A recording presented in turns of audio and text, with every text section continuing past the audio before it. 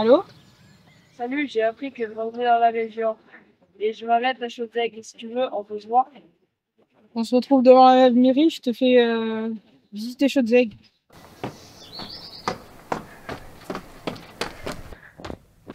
Yo mec, comment tu vas? Ça va et toi? Ouais, bien. Je vais te faire visiter Chaudzeg. Tu savais qu'on avait les eaux les plus chaudes d'Europe? Non, pourquoi? Viens, je vais te montrer. Tu savais que l'eau, elle mettait 1000 ans à descendre jusqu'à 2,5 km de profondeur.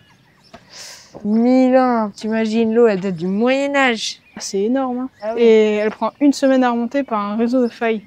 Et elle prend 1 degré tous les 30 mètres. C'est pour ça qu'elle sort à 82 degrés. Ah ouais, ok. Et mais 82 degrés, c'est la plus chaude du monde là. Non, presque. C'est l'eau la plus chaude d'Europe. Ah ouais. Mais on a un problème. Quel problème? Viens, je vais t'expliquer. Tu savais qu'à l'ancienne, dans Chaudzeg, il y avait à peu près 150 maisons qui étaient chauffées grâce à l'eau chaude? Ah ouais. Ouais, Je savais pas. c'est énorme. Ouais, c'est énorme. Tac. Et voici les tuyaux qui emmenaient l'eau chaude vers les maisons. Et ils se bouchent et à chaque fois, c'est une semaine de travaux pour les changer. Ouah, ça craint. J'ai peut-être une idée pour empêcher qu'il se bouche, mais il faudrait déjà que je connaisse la nature de ce dépôt. Ah, mais moi, si tu veux, je peux t'emmener un bout de tuyau bouché. Et est-ce que tu sais où c'est qu'on peut observer l'arrivée de l'eau chaude en surface? Ah bah, juste là-bas, là, au musée de la géothermie. Je sais pas si tu le vois. Ça, oui, je le vois. Et ça te dit on y va demain? Vas-y. Ok, ben à demain. Ça va? Salut Quentin, ça va? Ouais. Est-ce que tu m'as ramené le tuyau? Le morceau de tuyau bouché, oui. Oui, c'est ça. Moi j'ai ramené de l'acide chlorhydrique. C'est le réactif du calcaire. Si le dépôt est du calcaire, il devrait y avoir un dégagement gazeux. Tu peux me sortir le tuyau s'il te plaît? Alors, est-ce que c'est du calcaire? Ah oui. Ah oui, là oui. Et cette grotte dont tu m'as parlé, elle est où? Ah bah justement, elle est juste ici. Ah ok. Comment tu vas faire? Ben, regarde. J'ai rempli ce ballon d'eau et j'ai pris ce bouchon avec cet entonnoir.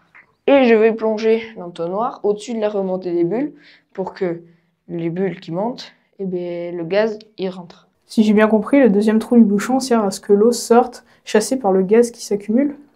C'est la technique de récupération d'un gaz par déplacement d'eau.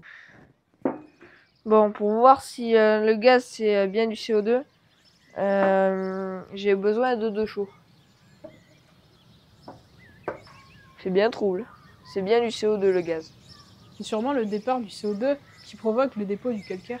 C'est une bonne hypothèse, mais déjà on va saturer l'eau de la source qu'on a récoltée en CO2. Donc là, tu vois, je vais saturer l'eau, ces deux eaux en CO2. Vas-y de la bouteille. Pendant que l'eau se sature en CO2, on pourrait peut-être continuer à préparer l'expérience, non? Oui. Si l'hypothèse comme quoi le dépôt de calcaire est dû au départ du CO2 est vraie, on va maintenant extraire le CO2.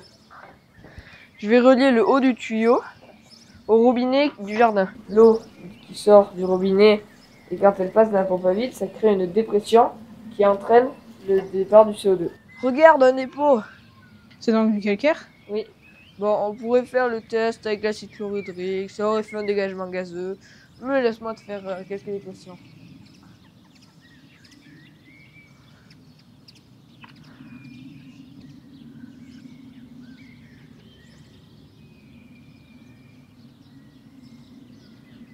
Donc à partir des ions calcium, donc Ca2+, plus les ions bicarbonate, 2 ions bicarbonate HCO3-, se forme du calcaire, CaCO3, plus du CO2, donc du dioxyde de carbone. Si le CO2 s'en va, la réaction se fait dans ce sens, cela produit du calcaire. On sait que le dépôt de calcaire est dû au départ du CO2.